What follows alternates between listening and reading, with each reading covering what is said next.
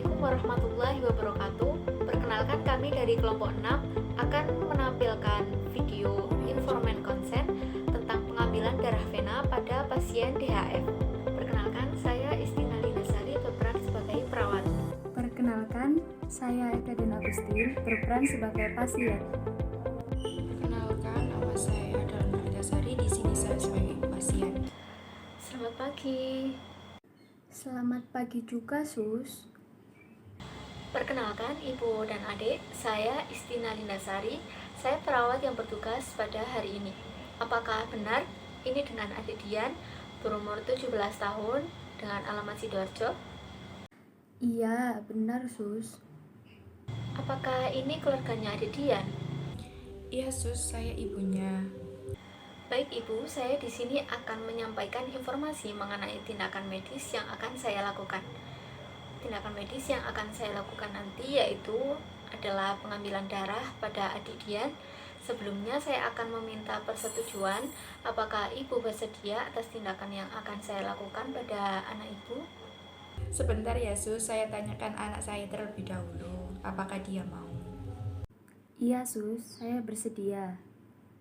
Baik, kalau adik setuju, saya akan menjelaskan tujuan atas tindakan pengambilan darah. Tujuannya yaitu untuk mengetahui apakah adik terinfeksi virus dengue atau tidak. Karena infeksi ini dapat menyebabkan demam dengue atau demam berdarah dengue yang lebih serius. Untuk prospek keberhasilan tindakan medis ini, jika berjalan dengan lancar dan pembuluh darah tidak pecah saat pengambilan darahnya, maka tinggal menunggu hasil laboratorium untuk memastikan apakah adik terinfeksi virus dengue atau tidak. Oh, begitu ya, Sus. Baik, untuk selanjutnya saya akan menjelaskan tentang prosedur tindakan medis yang akan saya lakukan. Tenaga medis akan membersihkan area pengambilan darah dengan cairan antiseptik untuk membunuh kuman dan mencegah infeksi. Lalu, lengan atas pasien akan diikat dengan perban elastis agar aliran darah di lengan dapat terkumpul. Lalu, tenaga medis mencari pembuluh darah vena yang akan menjadi lokasi pengambilan darah. Setelah vena ditemukan, tenaga medis akan menyuntikkan jarum steril di pembuluh darah tersebut. Tabung khusus kemudian dipasang di belakang jarum, lalu petugas melepas perban elastis agar darah bisa mengalir dengan lancar. Ketika jumlah darah sudah cukup, jarum akan dilepas. Lalu petugas akan menutup lokasi penyuntikan dengan perban. Sejauh ini apa ada yang ingin ditanyakan, Ibu dan Adik? Tidak ada, Sus. Sudah cukup jelas. Baik, kalau tidak ada pertanyaan, selanjutnya saya akan menjelaskan resiko yang mungkin akan terjadi pada tindakan pengambilan darah.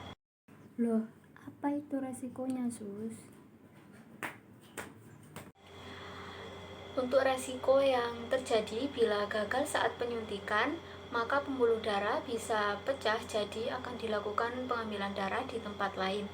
Dan komplikasi yang akan muncul, mungkin adik akan merasa nyeri atau mengalami memar pada lokasi penyuntikan. Apakah tidak ada alternatif lain, Sus, untuk tindakan ini? Saya sarankan untuk tindakan pengambilan darah ini, karena untuk memastikan apakah adik terinfeksi virus dengue, juga untuk mengecek trombosit apakah kurang dari batas normal. Jika tidak dilakukan tindakan ini, takutnya akan lebih parah dan akan terjadi komplikasi lain. Baiklah, kalau begitu, apabila tindakan tersebut berhasil dilakukan, maka kita bisa memastikan apa trombosit kurang dari batas normal atau tidak. Jika kurang dari batas normal, maka akan dilakukan transfusi trombosit darah dan bisa meminum jus jambu biji agar trombosit cepat meningkat. Dan kondisi trombosit pasien akan dipantau sampai trombosit meningkat pada batas normal. Apakah ada yang ingin ditanyakan lagi? Tidak ada, Sus. Baiklah, kalau begitu, apakah adik dan ibu setuju akan dilakukan tindakan pengambilan darah ini? Iya, saya setuju, Sus. Baiklah ibu dan adik, jadi kesimpulannya pasien dan keluarga pasien setuju dengan tindakan pengambilan darah yang akan dilakukan dengan tujuan apakah terjangkit virus dengue atau tidak. Prosedur tindakan yang akan dilakukan pasien akan diinstruksikan oleh dokter dan resiko yang kemungkinan akan terjadi yaitu merasa nyeri atau mengalami memar pada lokasi penyuntikan. Apabila tindakan ini berhasil, maka pasien akan dinyatakan sembuh. Selama itu, pasien akan dipantau kondisi kesehatannya. Seperti itu saja kesimpulan yang saya sampaikan ini. Tindakan ini akan dilakukan sesegera mungkin. Nanti saya akan kembali ke ruangan Anda. Baik, terima kasih ya Sus. Iya, sama-sama. Baik, saya permisi dulu ya. Iya Sus. Itulah video dari kami. Apabila dalam video ini ada kesalahan maupun kekeliruan, mohon dimaafkan. Terima kasih sudah menonton, and thanks for your attention. Wassalamualaikum warahmatullahi wabarakatuh.